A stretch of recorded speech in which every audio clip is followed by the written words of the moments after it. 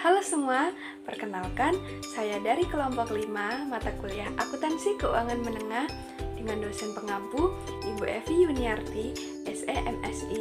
Perkenalkan, saya Aftina Wafa Ahmadi dengan NPM 207522002. Nah, di sini saya nggak sendirian loh, tetapi ada teman saya yaitu Saya Rizka Dwi Amalia dengan NPM 20752029.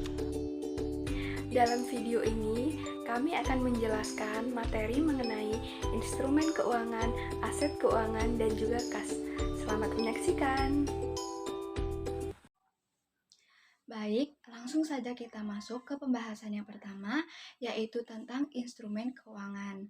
Nah, di slide itu sudah jelaskan bahwa instrumen keuangan adalah kontrak yang menambah nilai aset atau liabilitas. Adapun standar akuntansi yang mengatur instrumen keuangan adalah sebagai berikut. Yang pertama, itu ada PSAK 50.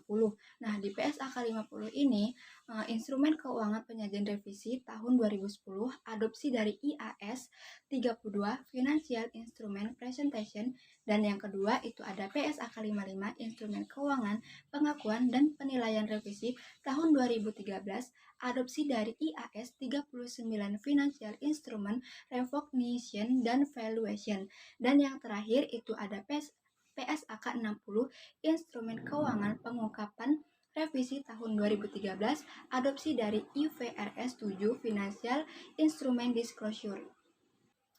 Konvergensi PSAK dengan IFRS menyebabkan semua standar yang berkaitan dengan instrumen keuangan dicabut dan diganti dengan 3 standar di atas.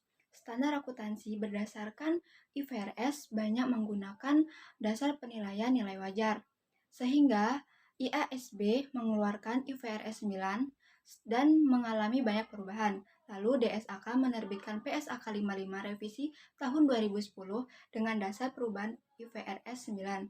PSAK 50, 55, dan 60 ini kembali diubah pada tahun 2013 disesuaikan dengan penerapan PSAK 68 nilai wajar.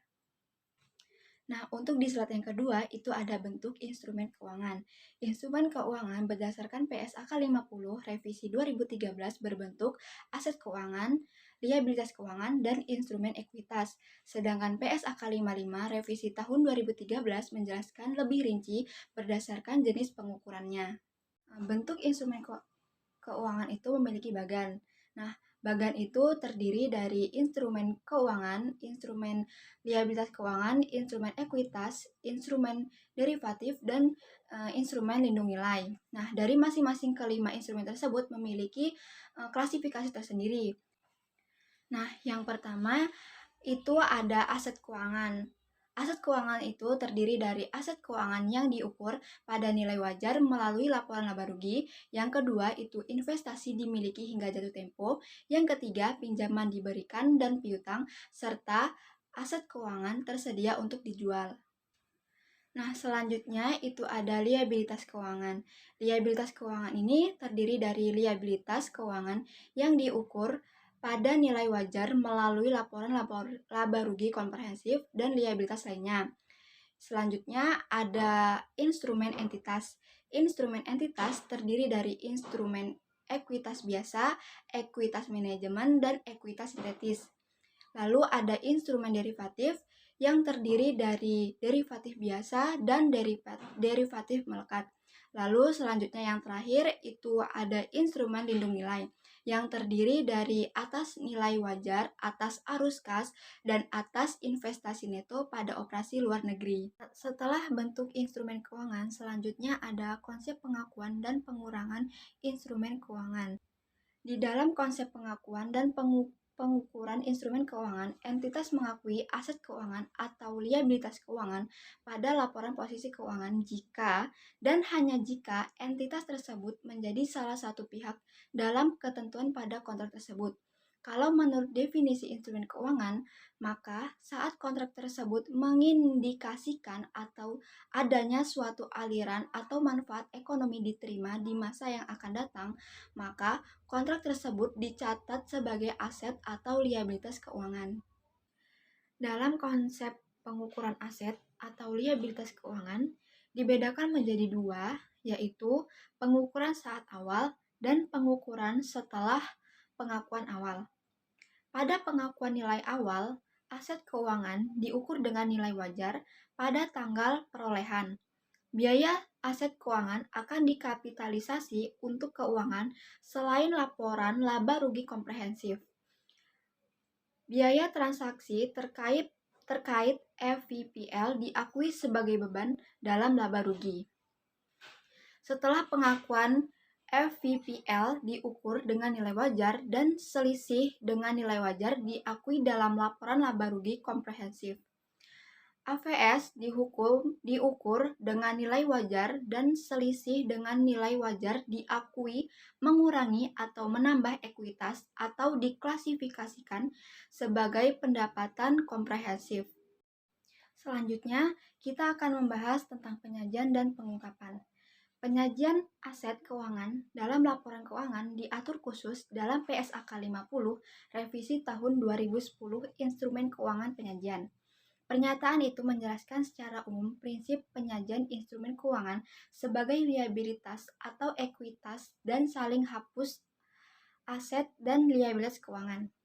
Prinsip penyajian ini berlaku terhadap kategori instrumen keuangan dari perspektif penerbit dalam aset keuangan, liabilitas keuangan, dan instrumen ekuitas pengategorian yang terkait dengan suku bunga, dividen, kerugian, dan keuntungan, serta aset dan liabilitas keuangan saling hapus.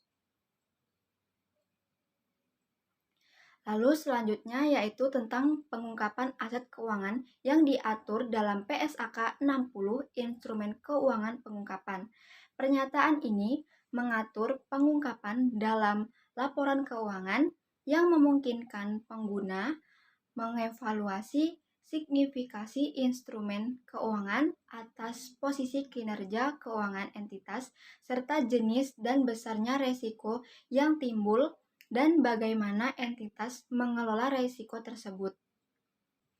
Selanjutnya, kita akan masuk ke aset keuangan. Aset keuangan berdasarkan PSAK 55, klasifikasi aset keuangan dibagi menjadi 4, yaitu yang pertama, aset keuangan diukur dengan nilai wajar melalui laba rugi atau Fair Value to Profit and Loss atau FVPL. Yang kedua yaitu investasi dipegang hingga jatuh tempo atau HTM. Yang ketiga yaitu pinjaman yang diberikan atau piutang. Yang terakhir yaitu aset tersedia untuk dijual atau available for sale atau AVS.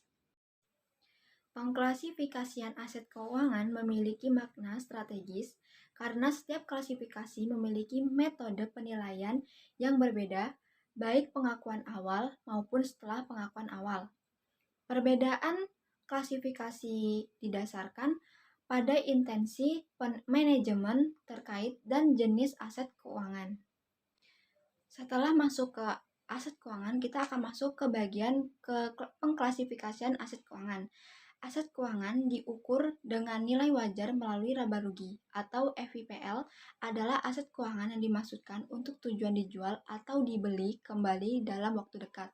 FVPL umumnya berbentuk investasi dalam suatu berharga, baik saham, obligasi, maupun instrumen keuangan jangka pendek lainnya, termasuk derivatif seperti opsi saham dan opsi lainnya.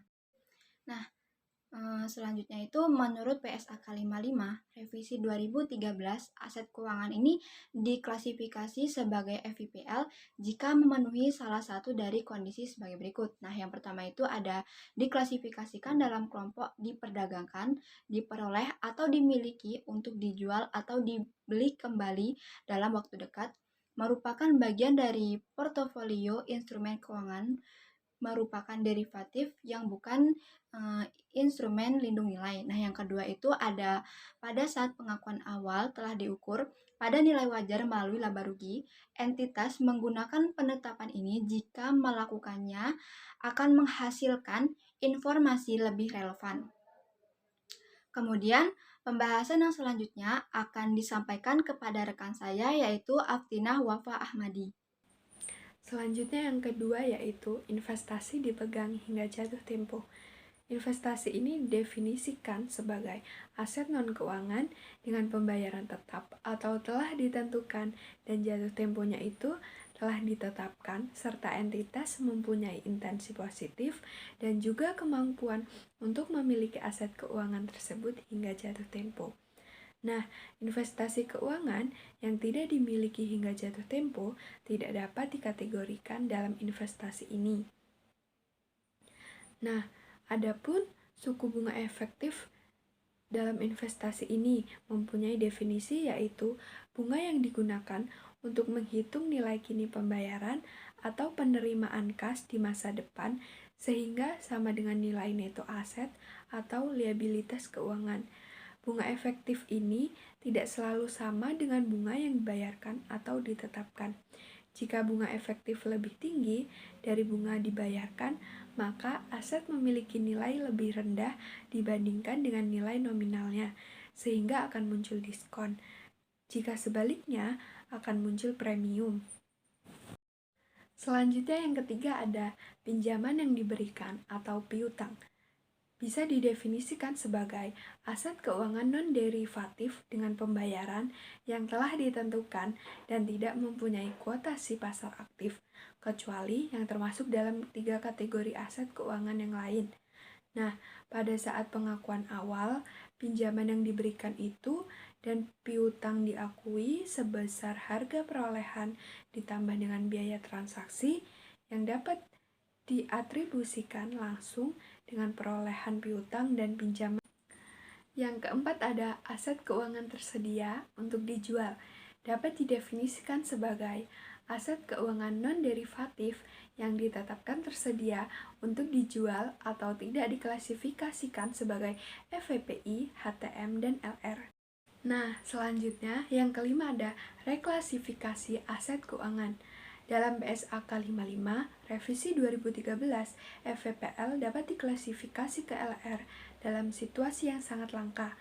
Larangan reklasifikasi dimaksudkan agar entitas tidak memiliki moral hazard menggunakan reklasifikasi untuk manajemen laba. Dalam BSAK 55, revisi 2013, aset keuangan diukur nilai wajar melalui laba rugi dapat direklasifikasi ke pinjaman yang diberikan dan piutang jika tidak dimiliki untuk tujuan penjualan dan pembelian dalam waktu dekat, memenuhi ketentuan laba rugi, serta dapat intensi dan kemampuan untuk memiliki sampai jatuh tempo. Selanjutnya yang akan dibahas yaitu penurunan nilai. Aset keuangan atau kelompok aset keuangan mengalami penurunan apabila nilai tercatat atau biaya perolehan diamortisasi lebih tinggi daripada nilai yang diperoleh kembali. Evaluasi atas apakah terdapat bukti objektif penurunan nilai harus dilakukan pada setiap laporan posisi keuangan. Nah, bukti objektif tersebut dapat dilihat dari beberapa indikasi sebagai berikut. Yang pertama ada kesulitan keuangan signifikan yang dialami penerbit atau peminjam. Yang kedua, pelanggaran kontrak seperti wan prestasi atau tunggakan pembayaran pokok atau bunga. Yang ketiga yaitu restrukturisasi atau keringanan atau konsesi akibat pihak peminjam mengalami kesulitan. Yang keempat, peminjam akan dinyatakan pailit atau melakukan reorganisasi keuangan lainnya. Yang kelima, hilangnya pasar aktif dari aset keuangan akibat kesulitan keuangan.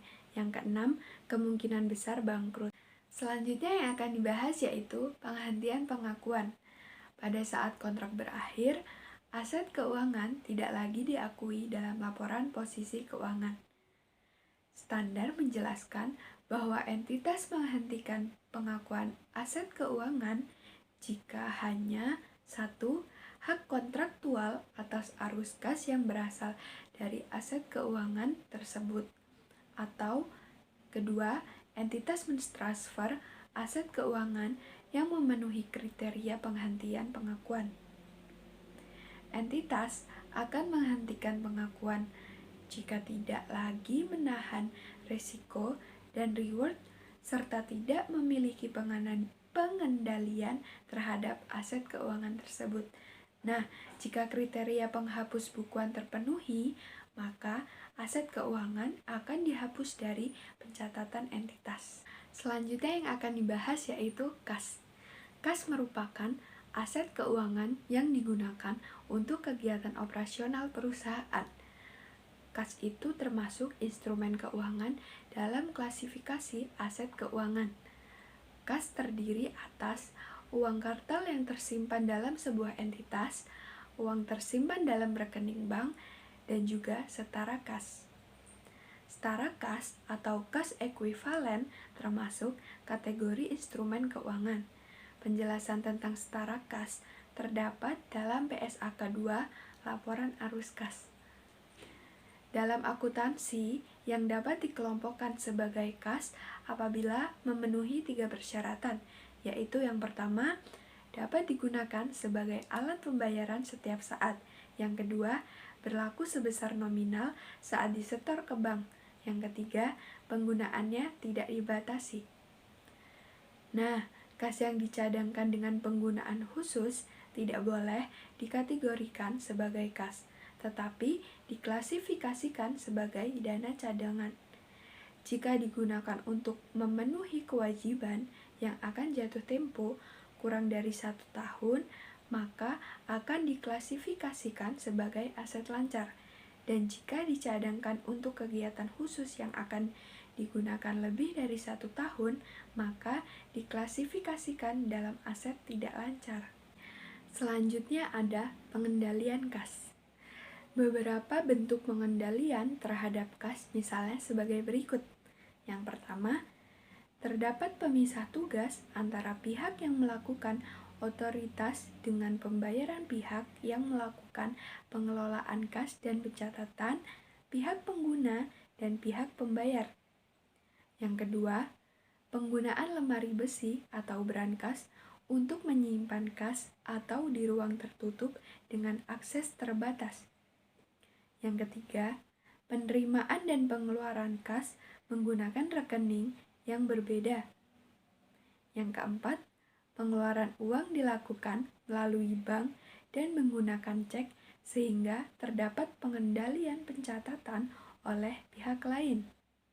Yang kelima, penerimaan kas dilakukan melalui bank untuk keamanan dan pengendalian pencatatan. Yang keenam, penggunaan sistem impres kas kecil untuk memenuhi kebutuhan kas dalam jumlah kecil dan rekonsiliasi antara pencatatan perusahaan dengan rekening koran bank. Selanjutnya yang akan dibahas yaitu sistem pencatatan dana kas kecil. Sistem ini dibagi menjadi 2, yaitu sistem impres kas kecil yang merupakan mekanisme kas kecil di mana dana dipertahankan tetap. Artinya, setiap ada pengeluaran akan dibuat bukti pengeluaran tetapi tidak di jurnal. Jurnal akan dibuat pada saat pengisian kembali dana kas kecil sejumlah dana yang telah dipakai. Selanjutnya yang kedua yaitu sistem fluctuating. Dalam sistem ini, dana kas kecil tidak ditetapkan sejumlah tertentu sehingga saldonya bervariasi dari waktu ke waktu. Pengisian kembali dana kas kecil tidak berdasarkan jumlah terpakai, tetapi sejumlah yang ditetapkan. Selanjutnya yang akan dibahas yaitu rekonsiliasi bank. Rekonsiliasi bank merupakan salah satu prosedur pengendalian kas bila terjadi perbedaan antara saldo kas di bank percatatan perusahaan dengan saldo rekening koran yang dibuat oleh pihak bank. Secara teoritis, kedua saldo kas percatatan perusahaan dengan saldo kas percatatan bank harus sama, tetapi dalam praktiknya bisa saja terjadi perbedaan dan perbedaan tersebut pada dasarnya secara garis besar disebabkan oleh yaitu yang pertama, keterlambatan salah satu pihak atau keduanya atau perusahaan dan bank dalam mencatat transaksi. Yang kedua, kesalahan dalam dalam mencatat transaksi di salah satu pihak atau keduanya. Adapun cara penyusunan rekonsiliasi bank yaitu terdiri dari dua macam. Yang pertama, rekonsiliasi saldo akhir ada dua bentuk. 1. Laporan rekonsiliasi saldo kas dan saldo bank untuk menunjukkan saldo yang benar, biasanya disusun dalam bentuk T. 2. Rekonsiliasi saldo bank ke saldo kas. Nah, yang kedua ada rekonsiliasi lengkap, yaitu rekonsiliasi saldo awal, penerimaan, pengeluaran, dan saldo akhir. Itu ada dua bentuk. Pertama, rekonsiliasi 4 kolom, yaitu laporan rekonsiliasi saldo bank menuju pada saldo kas. Kedua, rekonsiliasi 8 kolom, yaitu laporan rekonsiliasi saldo bank dan saldo kas untuk menunjukkan saldo yang benar. Sekian dari video penjelasan kelompok 5. Apabila ada salah, kami mohon maaf. Saya akhiri.